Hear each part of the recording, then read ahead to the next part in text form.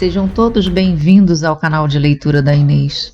Sintam-se à vontade para dar likes, compartilhar o conteúdo e se inscrever no canal. Lembrem de ativar o sininho para receber notificações de novos vídeos de leituras de histórias interessantes. As 1001 Noites, 46ª noite. Quando estava prestes a amanhecer, Sherazade, a fim de satisfazer a ansiedade da sua irmã, disse-lhe: "O segundo Calendar, minha irmã, continuou assim a sua história.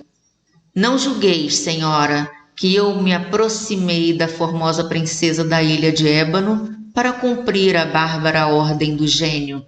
Fi-lo somente para lhe mostrar, por gestos, à medida do possível, que assim como ela possuía a firmeza de sacrificar sua vida por amor a mim, eu não me recusaria de imolar também a minha por ela."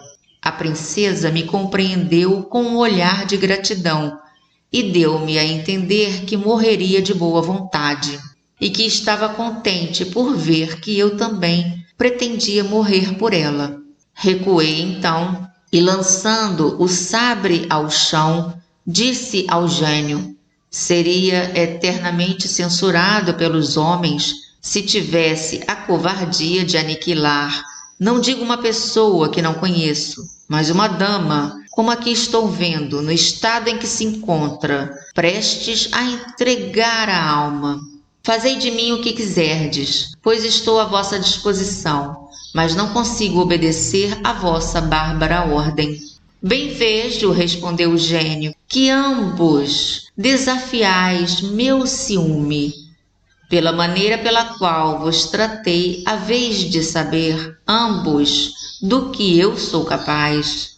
Com aquelas palavras, apoderou-se novamente do sabre e cortou uma das mãos da princesa, a qual só teve tempo de me fazer um sinal para me dizer um eterno adeus, pois o sangue que já havia perdido e o que começou a perder não lhe permitiriam viver mais do que um instante ou dois após aquela derradeira crueldade, cujo espetáculo me fez perder os sentidos. Quando os recobrei, queixei-me ao gênio por me prolongar tão miserável vida.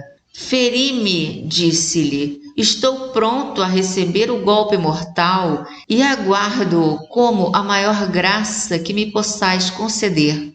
Em vez, porém, de me atender, disse-me ele: "Eis aí como tratam os gênios as mulheres suspeitas de infidelidade. Ela recebeu-te aqui. Se eu estivesse certo de que o ultraje era maior, far-te-ia morrer nesse instante, mas contentar-me-ei com transformar-te em um cão, em burro, em leão ou pássaro. Escolhe uma dessas metamorfoses, deixo-te a liberdade da escolha." Aquelas palavras deram-me a esperança de o comover. "Ó gênio", disse-lhe, "moderai vossa cólera, e como não quereis tirar-me a vida, concedei-ma generosamente. Lembrai-me-eis sempre da vossa clemência se me perdoardes, assim como o melhor homem do mundo perdoou a um dos seus vizinhos, que o invejava mortalmente." O gênio perguntou-me o que se havia passado entre os dois vizinhos, garantindo-me que teria a paciência de ouvir a história. Eis como lhe contei. Creio, senhora, que vos não aborrecereis se a repetir. A história do invejoso e do invejado. Numa grande cidade moravam dois homens, um ao lado do outro. Um deles concebeu pelo outro tão violenta inveja que o que dela era objeto resolveu mudar-se, afastar-se, convencido de que a vizinhança não lhe havia atraído a animosidade do vizinho, pois embora lhe houvesse prestado bons serviços, percebera que continuava a ser odiado.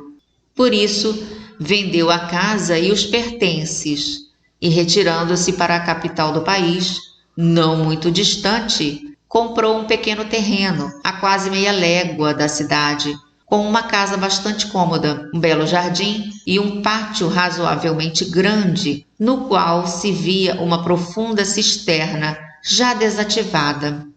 O bom homem, após a compra, tomou o hábito de derviche, a fim de ter uma vida mais retirada, e mandou construir diversos cubículos na casa, onde em pouco tempo estabeleceu uma numerosa comunidade de derviches. Sua virtude tornou-o logo conhecido e não deixou de lhe atrair uma infinidade de pessoas, tanto do povo como dos governantes da cidade. Finalmente, todos os honravam e estimavam. De longe, o procuravam para encomendar-lhe as suas preces, e os que se retiravam davam a conhecer as bênçãos que julgavam ter recebido do céu por intermédio dele. A grande reputação da personagem não tardou em chegar à cidade abandonada.